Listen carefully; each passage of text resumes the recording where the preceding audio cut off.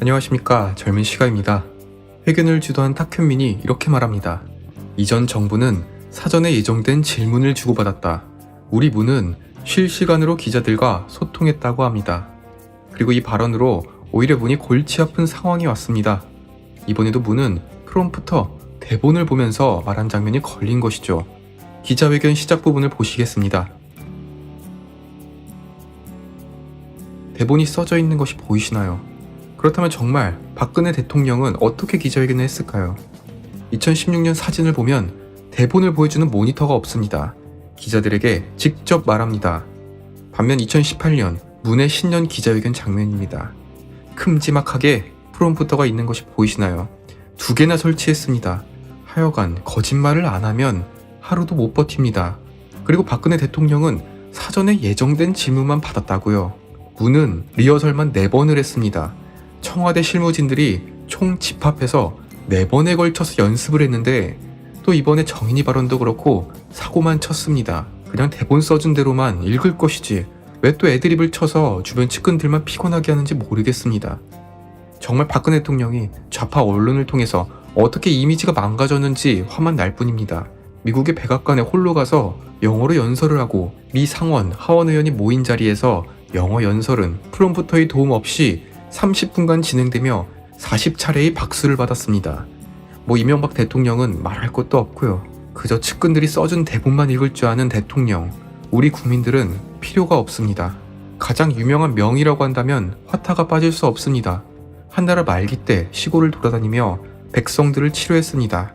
치료도 잘하지만 특히 병을 진단하고 환자의 상태를 이겨내는 능력이 뛰어났습니다. 환자의 얼굴색을 보거나 맥을 짚는 것만으로도 어느 병에 걸렸고 어떠한 처방이 필요한지 알았다고 합니다. 반면 이와 대조되는 나쁜 의사가 있습니다. 어느 병에 걸렸는지 어디가 아픈지도 묻지 않습니다. 그저 처방전만 끊어주고 다음 손님만 받습니다. 저는 이번 신년 기자회견을 여러 번 보면서 결심했습니다. 문은 국민들이 어디가 아프고 어느 처방이 필요한지 알지 못합니다. 결코 2번은 찾기 싫어지는 나쁜 의사의 전형적인 모습이라 확신합니다.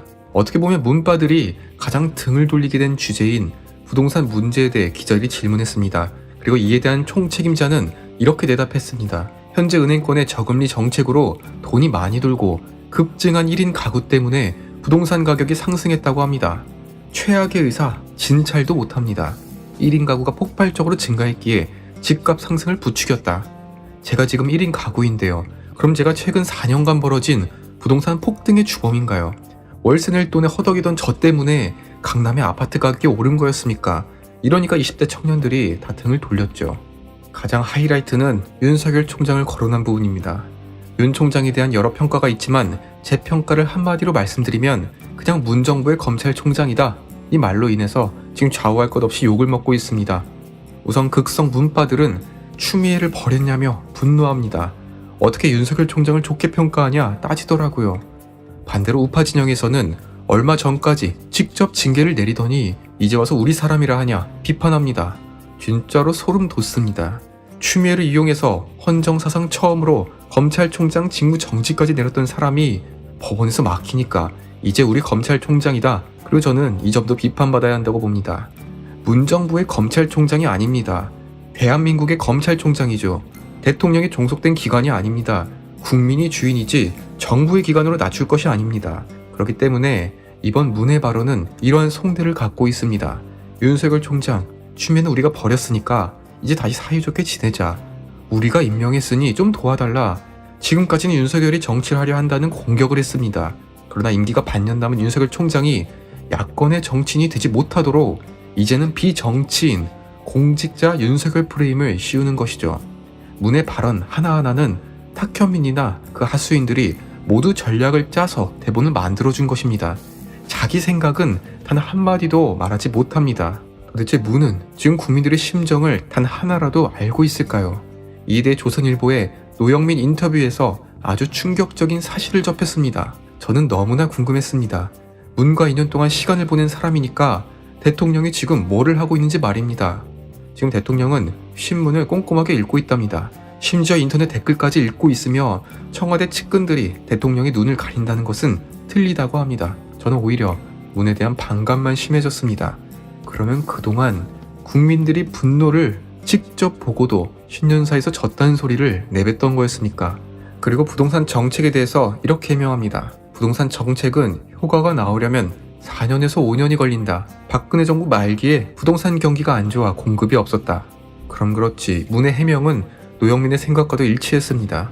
문이 대통령이 된 후에 독단적으로 바뀌었다는 의견에 대해 어떻게 생각하냐고 기자가 묻자 동의할 수 없다. 대통령은 다양한 사람의 의견을 듣고 여러 인사를 뽑았다고 합니다. 그리고 대통령 집무실에 설치한 일자리 상황판이 있는데 문이 매일 보고 있답니다. 일자리 만드는 기업이라면 대통령이 여러 번 방문해서 격려했다고 말합니다. 그러나 현실은 이재용 부회장의 구속으로 세계 최고의 기업이 무너지고 있습니다. 정말 양보해서 4대강 다시 열 수도 있죠. 태양광 할 수도 있습니다. 전 국민에게 지원금 줄 수도 있고 찬반 여론이 모두 일리가 있습니다. 그런데 탈원전과 더불어서 삼성의 수장을 제거하는 정신머리는 절대로 이해 못하겠습니다. 시가총액이 하루 만에 28조 원 감소했습니다. 하여간 만드는 것은 못해도 없애는 것은 인류입니다. 손 안 대고 코 풀기인가요? 삼성전자뿐만 아니라 삼성그룹 아래의 모든 그룹주가 줄줄이 하락했습니다. 그런데 웃기면서 슬픈 점도 있습니다. 일명 개미 투자자라고 불리는 사람들의 대다수가 최근에 삼성전자 주식을 제일 많이 샀는데 그들 중 상당수가 3040 문바들이라는 사실입니다. 참 안타깝습니다. 3040은 누구보다 문을 지지해줬는데 자영업 망쳐놓고 이제는 주식도 망가뜨립니다. 좌파 정권의 좌파 판사의 판결로 인해서 하루 만에 28조가 날라갔습니다. 이 돈이면 전국민 재난지원금도 가능합니다. 근데 노영민이 뭐요? 대통령은 일자리 만드는 기업이면 격려한다고요. 이것이 바로 문가식 기업 격려입니다. 이전 정부에 줄을 섰다면 이렇게 된다는 일종의 화형식이며 다른 기업들은 앞으로 바짝 길 수밖에 없습니다. 2021년 첫날 문은 통합회가 찾아왔다고 말했습니다. 그러나 불과 2주 만에 그 실체를 드러내고 말았습니다. 추미애 윤석열 총장이 진흙탕 싸움으로 번진 것은 민주주의가 건강하게 발전하고 있는 것이라 단정지었습니다. 1년간의 과정을 볼 때 민주주의의 발전이라고 포장하기에는 너무나 더럽고 치사했습니다. 결국에 그는 국민의 대표라기보다 민주당의 대표에 불과했습니다. 스스로 그릇을 작게 하여 그 속으로 들어가겠다는데 누가 말리겠습니까? 애초에 그릇이 작은 사람이 운에 맞지 않게 대통령이 되었으니 그 수준이 드러났을 뿐입니다. 마지막으로 화타의 이야기를 통해 영상을 마치고자 합니다. 전국을 돌며 화타가 명의로 이름을 떨치자 조조는 그를 부릅니다. 조조가 겪는 두통을 치료해달라 했고 화타는 처음에 치료를 해주다가 다시 백성들을 치료해야 한다며 떠납니다. 이에 분노한 조조는 화타를 잡아서 고문하고 죽입니다. 그 후에 조조의 아들이 병으로 위독하게 되자 이 병을 치료할 사람은 화타밖에 없었고 그를 죽인 것을 후회했다고 전해집니다. 우리는 국민들의 마음을 헤아리고 필요한 것을 채워주는 대통령을 원합니다. 그저 정치인으로서 또 다른 목적을 염두하고 나서는 대통령은 국민들에게 인정받을 수 없습니다. 시청해주셔서 정말로 감사합니다. 구독과 좋아요 부탁드립니다. 감사합니다.